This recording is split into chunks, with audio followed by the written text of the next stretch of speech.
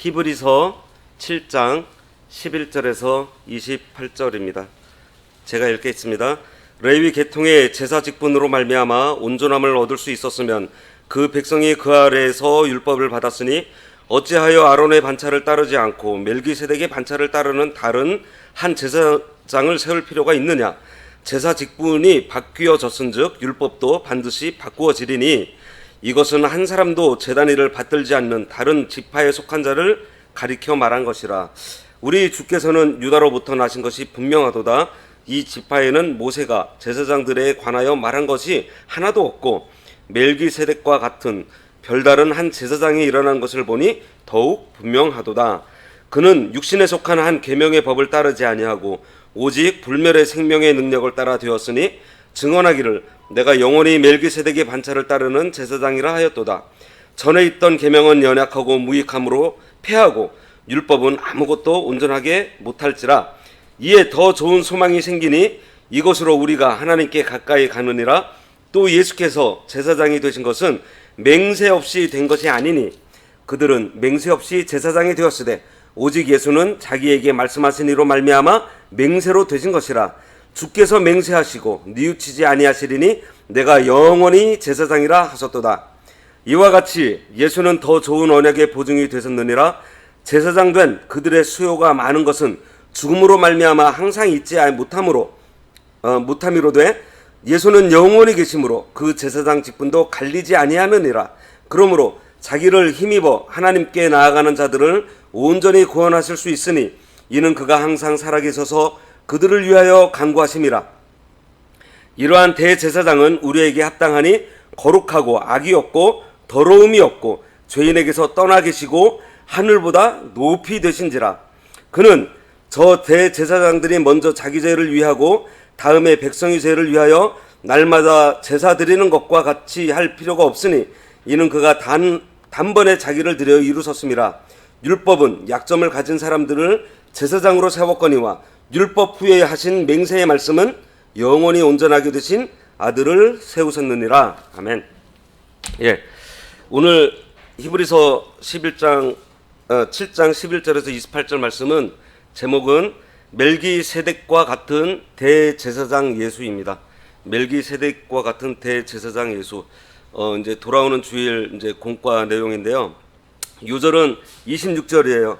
다 같이 한번 읽어볼까요? 26절 시작. 이러한 대제사장은 우리에게 합당하니 거룩하고 악이 없고 더러움이 없고 죄인에게서 떠나 계시고 하늘보다 높이 되시니라. 예. 우리가 히브리서를 이해하기 위해서는 그 히브리서가 기록되었을 당시의 그 좀 시대적인 배경 그리고 그 독자 히브리가 뭐죠? 예, 히브리 민족이 그 바로 유대 민족입니다. 그래서 이 히브리서는 그 유대인들을 독자로 해서 기록이 되었어요. 대상이 이제 유대인들이에요.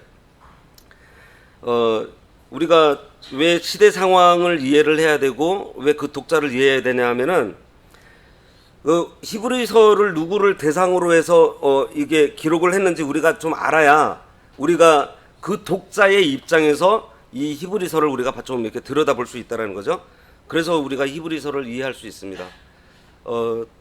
히브리서가 굉장히 어려운 책이라고 하는데 그 이유가 있어요.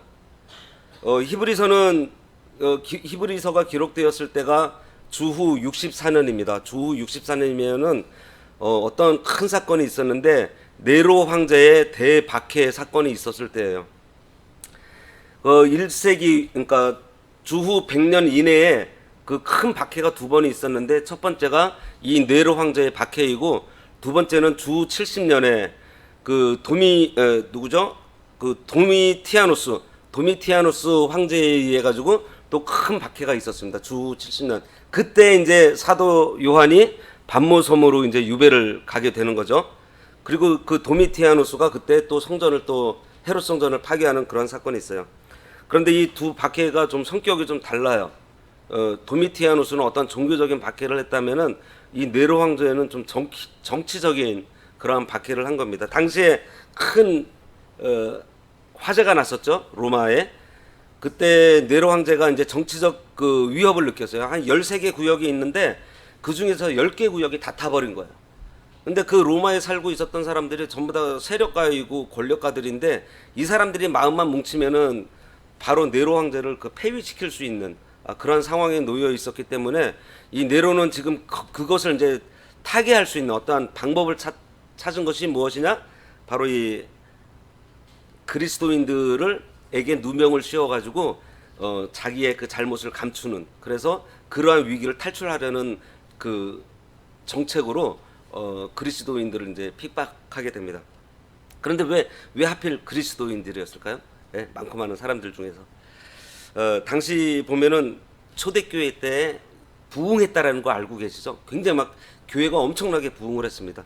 그러다 보니까 사람들의 어떠한 관심이 대상이 됐어요. 그리고 이 초대교회 때에는 그 문화가 어떤 문화였죠? 헬레니즘 문화였습니다.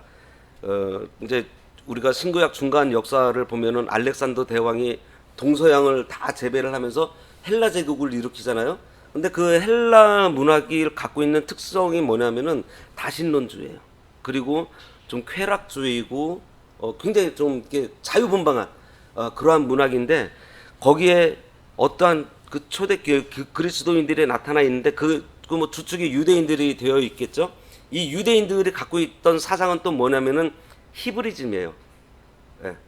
그러니까 헬레니즘과 큰 헬레니즘이라는 그 문화 속에 히브리즘이라는 조그만 그 문화가 이렇게 싹트고 있는데, 이 사람들이 되게 특이해요.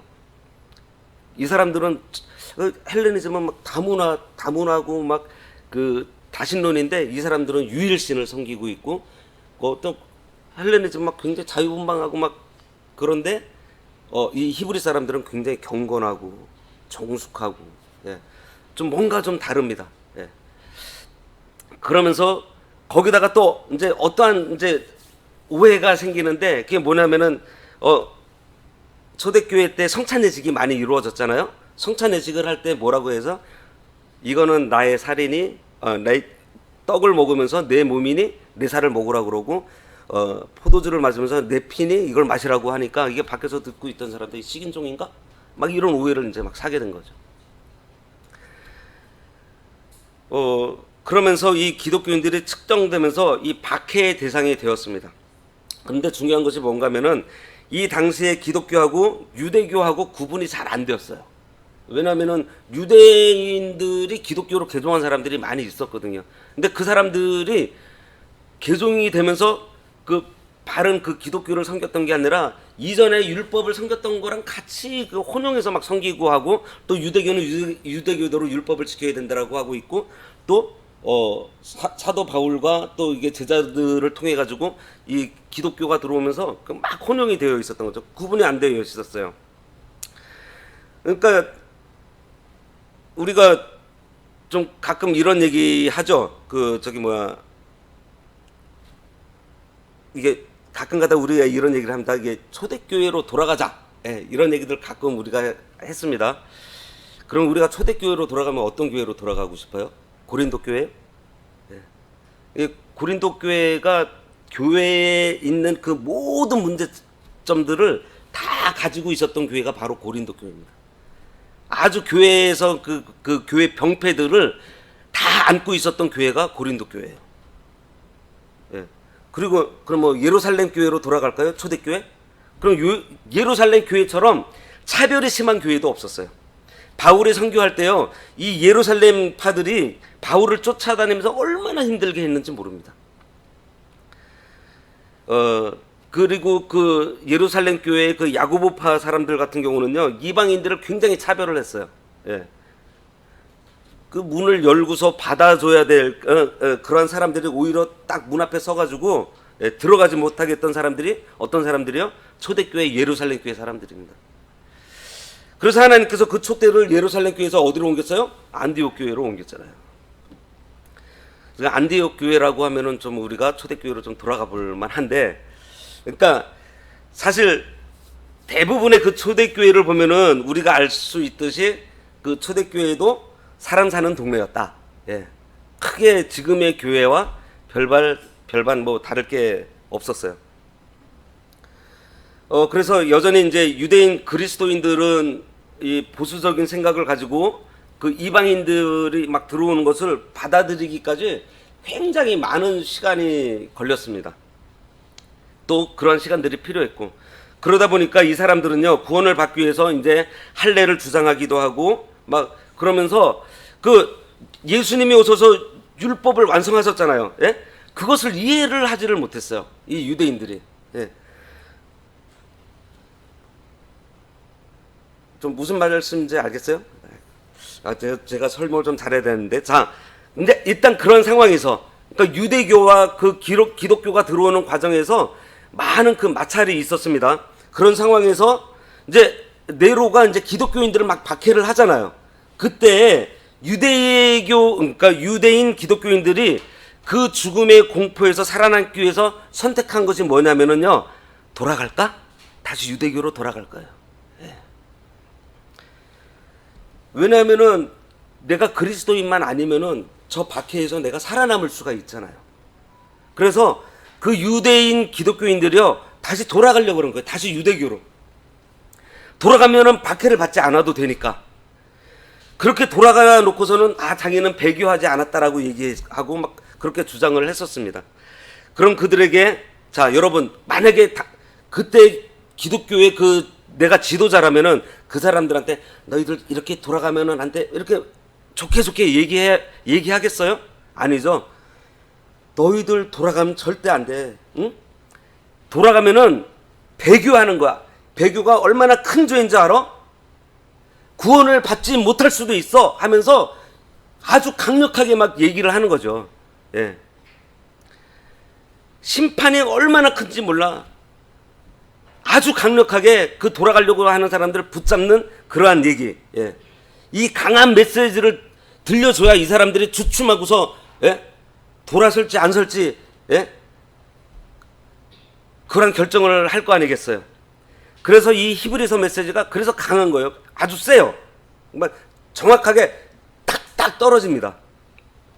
그러면서 중점적으로 다루는 것이 뭐냐면은, 배교하고 돌아가는 그 유대인, 그 그리스도인들을 신학적으로 또 설득하고 막 굴복시켜서 데려오기 위한 책이다 보니까 구약에 있는 그 진술들을, 구약을 많이 그 인용을 했습니다.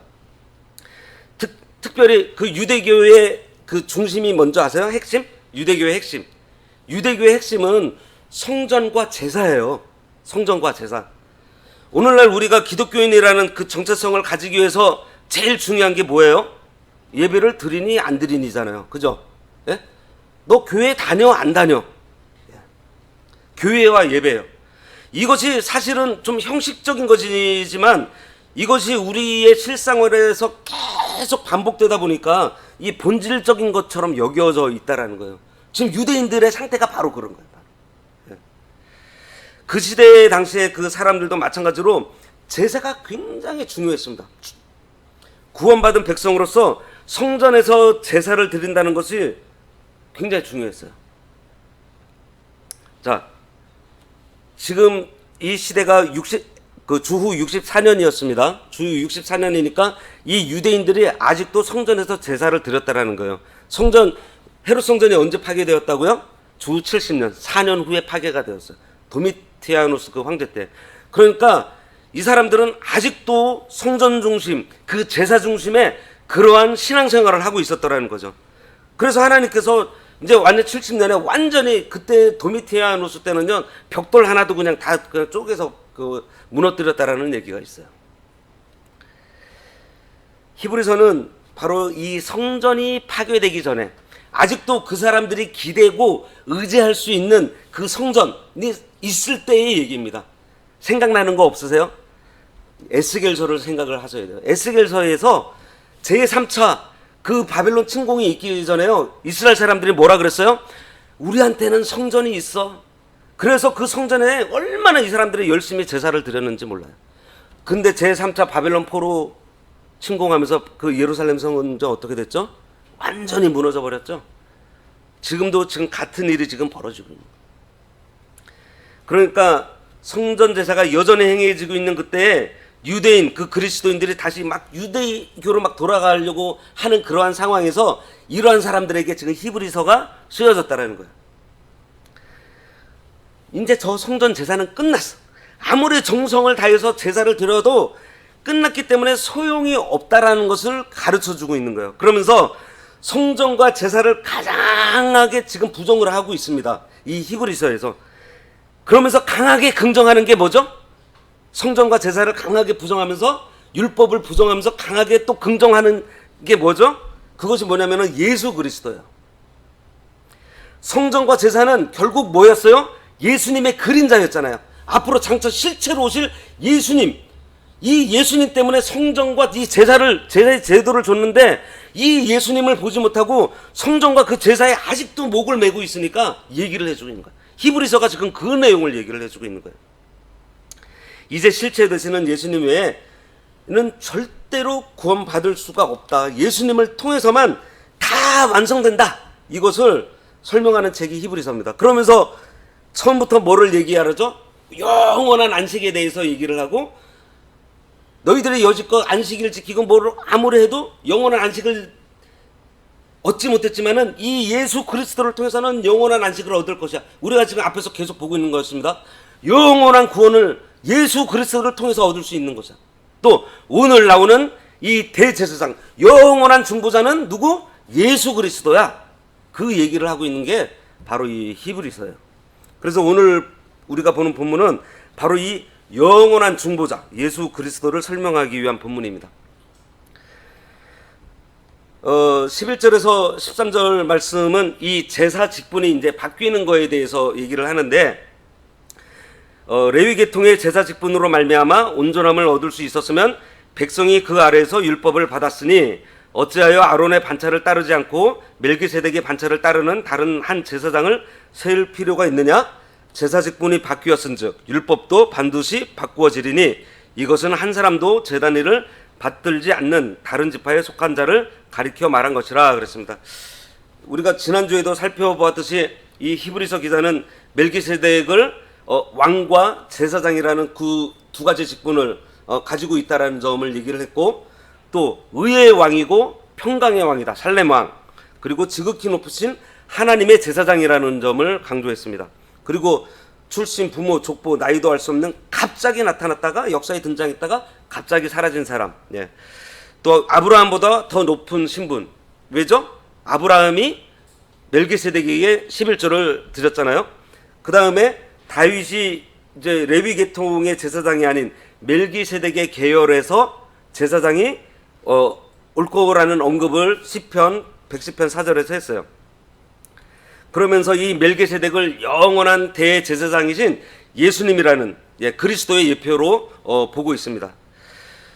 그러면서 오늘 본문의 1절에서 3절은 역사 속에서 등장했던 그 멜기세덱이 얼마나 위대한 존재라는 것을 언급을 해주고 있고, 그 다음에 이제 이 전 단계인 4절에서 10절은 그 위대한 멜기세덱이 어떻게 레위 지파의 제사장들보다 우월한지를 설명을 해주고 있습니다.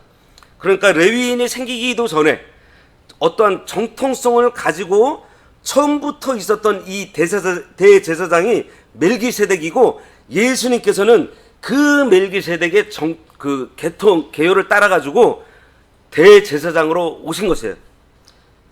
그러면서 뭐라고 표현을 하죠? 아브라함의 허리에서 레위인이 나왔다 그러죠. 레위인들은 결국 아브라함의 후손들이잖아요. 예. 그런데 그 유대인들이 그 존경하고 유대인들이 받드는 자기네 믿음의 조상 그 아브라함이 11조를 드렸던 그 멜기세덱. 예. 그래서 그 멜기세덱의 그 우월성을 얘기를 해주고 있어요. 그러면서 제사장 직분이 왜 바뀌어야 되는지 이유를 설명하는데, 11절에 보면은 레위 계통 제사장의 제사로는 백성의 죄를 완전하게 할 수 없다고 했습니다. 그렇잖아요. 만일 레위 계통의 그 제사장의 그 제사로 완전하게 백성의 죄를 완전하게 사할 수 있으면은 다른 뭐 제사장이 왜 필요가 있겠어요? 하나님께서는 멜기세덱의 반차를 쫓는 이 제사장을 세우겠다라고 시편 110편에 말씀을 해 주신 이유가 뭐냐? 너희 지금 레위 계통의 제사장으로서는 이 문제를, 죄의 문제를, 이 구원의 문제를 해결할 수 없다라는 것을 전제를 하고서 다윗에게 알려주신 것입니다. 그러면은 레위 계통의 제사장이 드리는 그 제사가 완전하지 않다라는 것은 뭐죠? 예. 완전한 그 제사장과 완전한 제사가 이제는 필요하게 된 거예요. 지금까지 자기들은 성전과 그 제사를 그 어떤 그 자기들의 그 신앙의 어떤 중심으로 잡고 계속 성전에서 제사를 드렸는데 완전하지 않은 제사를 드렸다라는 것이 지금 얘기를 하면서 이제 완전한 제사, 완전한 제사장이 필요하다. 예. 그래서 오신 분이 누구? 예수 그리스도. 그런데 예수님께서 어떤 분이라고 했죠? 우리가 앞에서도 봤는데 하나님께서 천지를 창조하실 때에 함께 계셨던 천사보다도 높고 하나님과 동등됨을 취하신 분이라고 증거하고 있습니다. 12절에 구약 율법으로는 레위 계통에서만 제사장이 나와야 된다고 해요. 예? 레위 계통이 아닌 멜기세덱의 반차를 쫓는 다른 그 제사장을 세우신다고 한다면은 레위 계통 제사장 제도를 있게 한 그 율법도 마찬가지로 바뀌어야 된다는 것이죠. 레위 계통의 제사장은 어떻게 만들어졌어요? 율법에서 정해서 레위 계통에서만 제사장이 나와야 된다라고 율법이 정해줬잖아요. 그러니 그 레위 계통을 나오게 한 그 율법마저도 이제는 바뀌어야 된다. 그런 얘기를 하고 있는 거예요. 우리가 히브리서를 통해서 배운 것이 뭐가 있어요? 레위 계통의 대제사장을 통해서 드린 제사는 완전하지 못해서 어떻게 해요?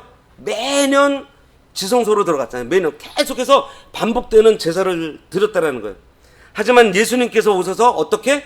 단번에 단 한 번의 제사를 드림으로써 그 모든 제사를 종결을 시켰어요. 그거를 얘기를 하고 있는데 이 유대인들이 지금 아직도 성전을 바라보고 있고 거기서 제사를 드리겠다고 자꾸 돌아가려고 하니까 지금 그 얘기를 히브리서에서 가면 안 돼라고 얘기를 해주고 있는 것입니다. 그러고 멜기세덱의 그 반차를 쫓아오는 새로운 그 제사장, 예, 이 사람은 어떤 사람이라고요? 제단의 일을 받들지 않는 다른 지파에서 나와야 된다. 그러면서 예수님께서는 유다 지파에서 오셨다라고 지금 말씀하고 있습니다. 그리고 14절에서 25절에는 그 영원한 대제사장에 대한 말씀인데요. 지난주 공과가 바로 이 영원한 대제사장에 대한 말씀입니다. 사실 이 부분은 지난주에 이제 목사님께서 해주셨던 것과 이제 뭐 비슷한데 오늘 본문에 약간 다른 부분들이 있어서 자 15절에 보면은 이 14절 15절 말씀은요.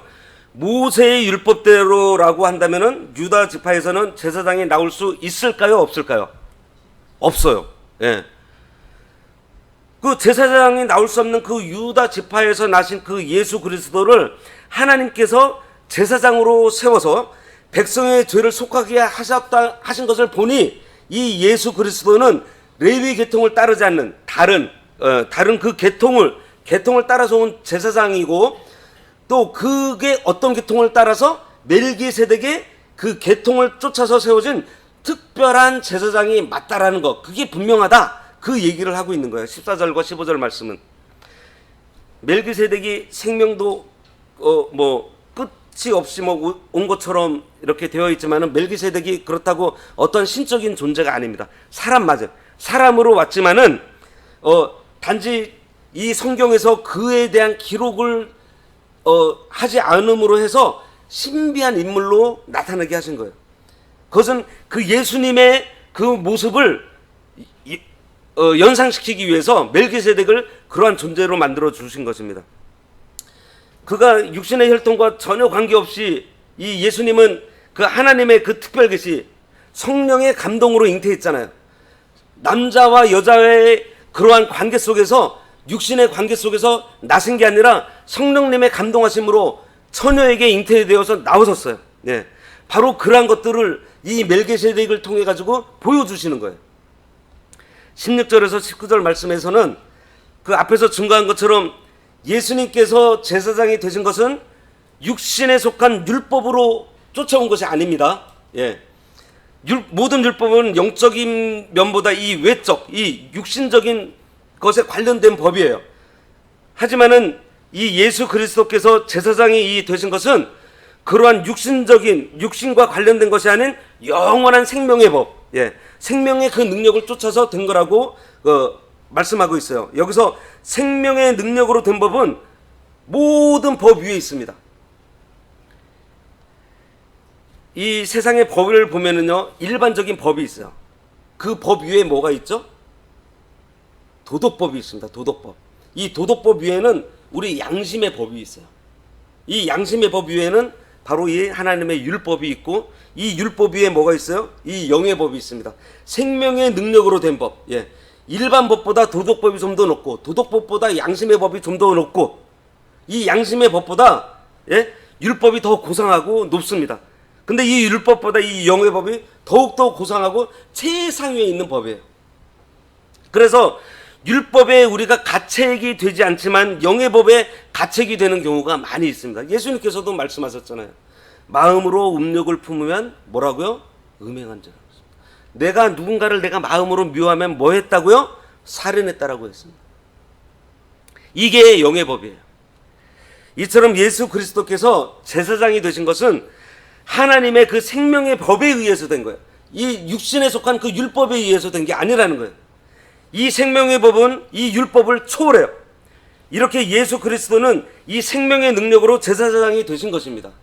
예수님께서 왜 율법을 초월하실까요? 예수님께서 왜 율법을 초월한다고 했을까요? 왜냐하면 예수님께서 이 세상에 오셔가지고요, 이 율법을 다 이루셨어요. 이 세상에서 하나님께서 정해주신 이 율법을 완성하신 분은 예수님 한 분밖에 없어요. 그러니 그 아무도 완성할 수 없는, 지킬 수 없는 그 율법을 온전히 다 지키실 수 있다는 것은 뭐예요? 그 율법을 초월해 계신다는 거예요. 예수님께서. 이렇게 예수님은 이 생명의 그 능력으로 제사장이 되셨어요. 그래서 이 생명의 능력을 나타내 주셨죠. 어떻게? 십자가와 부활로. 예. 지금도 그 생명의 능력으로 하나님 보좌 우편에 앉아 계시면서 우리들을 계속해서 중보해 주십니다. 이 제사장의 역할이 뭐예요? 중보자입니다. 중보가 뭐죠? 하나님과 우리 사이에서 변호를 해주고 도와주시는 역할을 하시는 거예요. 그 일을 이 영원한 예수님께서, 대제사장 되시는 예수님께서 지금도 해주고 계신다는 거예요. 다윗이 예언한 그 예언이 성취로 오셨죠. 17절에 여기서 증거하기를 이라고 되어 있는 것이 뭐냐면은 바로 다윗이 기록한 그 시편 110편 4절 말씀을 얘기하고 있습니다. 예수님께서 멜기세덱의 계통을 따라서 오실 거라는 그 예언의 말씀, 네, 그 말씀을 얘기하고 있어요. 18절에 전에 있던 계명은 뭐겠어요? 모세의 율법이겠죠. 이 모세의 계명은 연약하고 무익하다고 했습니다. 모세의 율법이 이 연약한 이유, 예, 이 모세의 율법이 연약한 이유는 이 율법은요 육신에 속한 법이라고 했어요. 그래서 우리 육신이 이 죄에 대해서 약하잖아요. 예, 그렇기 때문에 자 로마 그 근거 성경에 보면은 로마서 8장 34절에 8장 3절과 4절에 보면 율법이 육신으로 말미암아 연약하여 할 수 없는 그것을 하나님은 하신다 그랬습니다. 근데 그게 뭐야? 곧 죄로 말미암아 자기 아들을 죄 있는 육신의 모양으로 보내어 육신의 죄를 정하사 육신을 따르지 않고 그 영을 따라 행하는 우리에게 율법의 요구가 이루어지게 하려 하신다. 이게 무슨 말씀이에요? 율법이 이 육신으로 말미암아서 연약할 수 할 수 없는 그러한 것들을 하나님께서 예수님을 보냈을 때 그 연약한 육신의 모형으로 우리를 한테 보내주셨잖아요. 그러면은 그 율법의 요구를 다 들어줄 수 없는 육신의 몸으로 오신 예수님이에요. 그런데 예수님께서 그 육신을 따르지 않고 영을 따라서 행하는, 그래서 그 율법의 요구를 다 이루어지게 하려고 우리 육신이 할 수 없는 것들을 육신을 가지고 오신 예수님께서 다 이루셨다라는 거예요.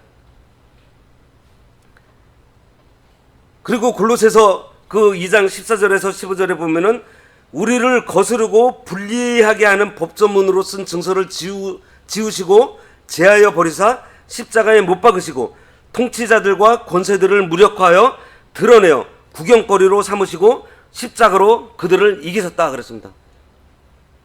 십자가로 그들을 이기셨다라는 게 무슨 뜻이겠어요? 십자가에서 예수님께서 죽으셨어요. 죽었다라는 것은 뭐죠? 죄와 관계가 있지 않습니까? 죄의 삭은 사망이라 그랬습니다. 예수님께서 죽지 않으시면은 우리의 대속물이 될 수가 없는 거예요. 우리가 죽어야 될 거를 예수님께서 대신 죽어주신 거예요. 육신의 몸을 입고 오셔가지고 대신 죽어주셨어요. 그래서 예수님께서 그냥 죽음으로 끝났나요? 거기서 다시 살아나셨죠. 예수님께서 다시 살아나셨다라는 것은 뭐죠? 그 예수님께 죄가 없다라는 증거예요. 예수님이 죄가 없기 때문에 이 사망의 권세가, 이 죽음의 권세가 예수님을 붙잡아 둘 수 없는 거예요. 바로 그것을 얘기를 하고 있습니다. 십자가로 그들을 이기셨다. 십자가로 죄와 사망의 권세, 마귀의 권세를 이기신 거는 이 부활하심을 통해 가지고 예수님께서 죄가 없으심, 그리고 죽음이라는 그 죄의 삭슨 사망이라는 그 하나님의 공의를 예수님께서 십자가에서 이루시고, 그리고 거기서 부활로 승천하신 겁니다. 바로 이러한 것들을 얘기를 하고 있어요. 율법은 우리의 죄를 깨닫게 하고 우리가 죄인이라는 것은 알려줍니다. 하지만은 그 죄의 문제를, 그 죄를 용서하지 못하고 해결해 주지 못해요. 하지만 율법을 통해서 나는 아무것도 할 수 없다라는 것을 우리가 알게 되죠. 내가 죄인이라는 것을 알게 돼요. 그리고 내 스스로 하지 못한다라는 것을 깨닫게 해서 더 좋은 소망을 갖게 합니다. 예. 이게 무슨 말인가 하면은 우리가 이 율법을 통해서 나는 안 된다. 나의 연약함. 예. 내가 나의 연약함을 알게 해서 이 내 연약함이 하나님께서 주시면 되겠네라는 어떠한 그 소망으로 바꾸어 준 것이 뭐예요? 바로 복음이라는 거예요. 내가 그 율법을 통해서 나는 죄인이고 나는 할 수 없는, 나는 연약한 존재라는 것을 깨닫게 해서 그 깨달음을 통해 가지고 뭐를 바라보게 해요? 하나님을 바라보게 하는 것. 이게 복음이라는 거예요. 그래서 복음은 더 좋은 소망으로 우리로 하나님께 가까이 나가게 하는 거예요. 그것도 어떻게 나가게 해요? 에베소서 3장 12절에 보니까 담대함으로 당당하게 나가게 한다 그랬습니다.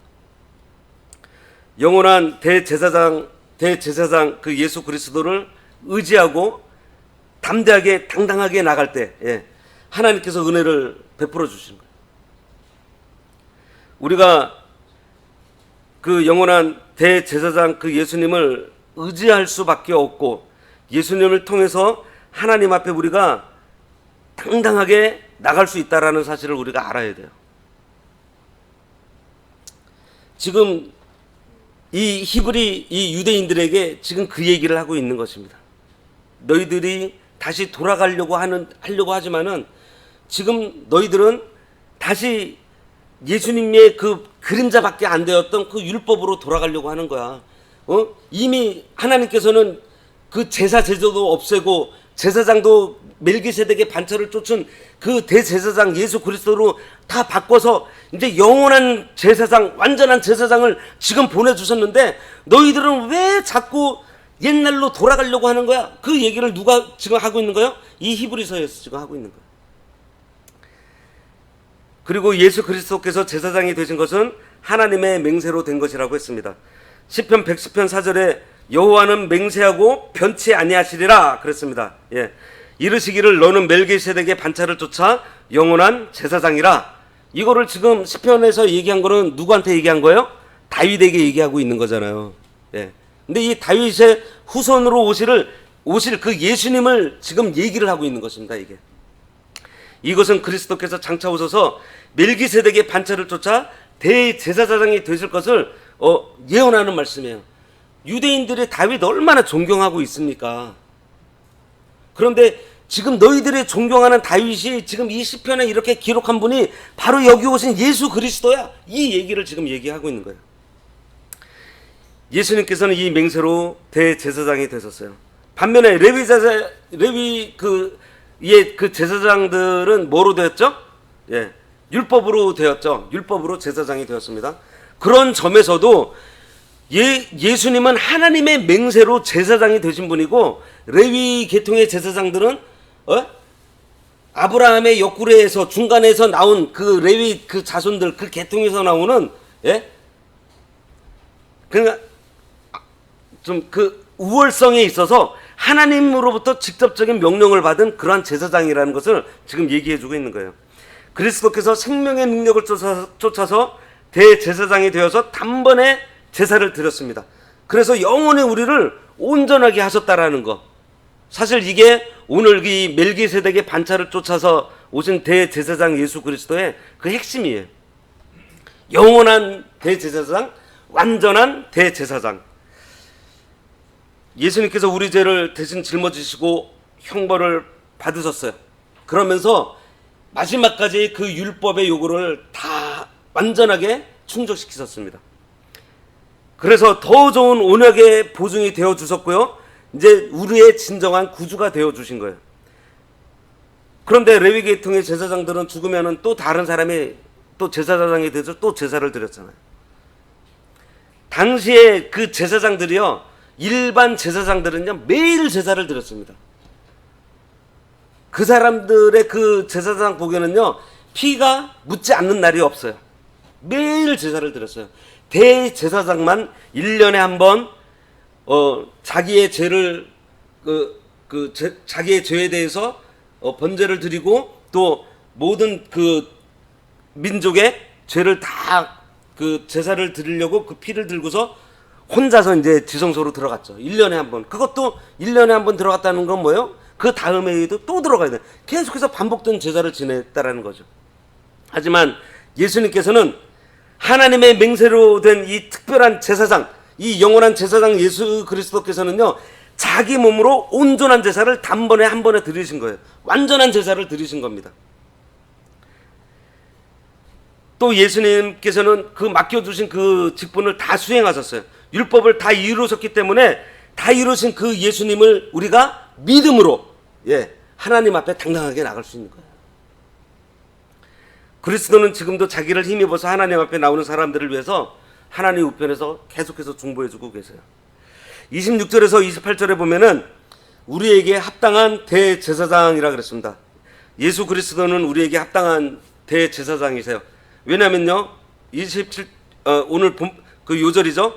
거룩하시고 선하시고 정결하시고 죄가 없으시고 하늘보다 높이 되신 제사장이기 때문에, 만일 이 제사장이 이거랑 반대로 거룩하지 못하고 악하고 더럽고 추하고 속되고 마음과 그 행위가 이 더러운 것들이 나타나고 죄인들과 함께 죄짓고 세상에 속해서 세속된 자라고 한다면은 합당한 제사장이 될 수 있겠어요? 아니잖아요. 구약의 레위 계통 제사장들은요 자기도 죄인이기 때문에 먼저 자기 죄를 위해서 제사 드리고 난 다음에 백성의 죄를 위해서 제사를 드렸어요. 그리고 그 제물은 뭐였어요? 가축이었죠. 소나 양. 날마다 제사가 반복되었고 매년마다 제사가 반복되었어요.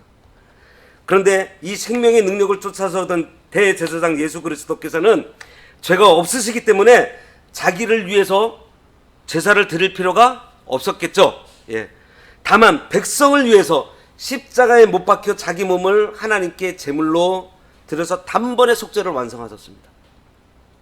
그래서 완전한 제사를 드림으로 해서 또다시 그 다음에 내일 제사를 드릴 필요가 없어진 거예요. 28절 마지막 절인데 다 같이 한번 읽어볼까요? 시작. 율법은 약점을 가진 사람들을 제사장으로 세웠거니와 율법 후에 하신 맹세의 말씀은 영원히 온전케 되신 아들을 세우셨느니라. 율법은 약점을 가진 레위 사람들을 제사장으로 세웠고 또 그들이 드리는 제물도 불완전한 소나 양, 가축으로 드렸어요. 그 제사로는 죄사함을 받지 못하고 구원을 얻을 수가 없어요. 지금 히브리 기자가 이 기독교로 개종을 했다가 다시 돌아가려고 하는 그 유대인들을 향해서 지금 그 얘기를 하고 있는 거예요.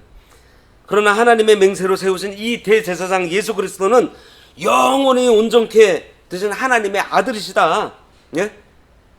이거를 지금 얘기를 하고 있어요.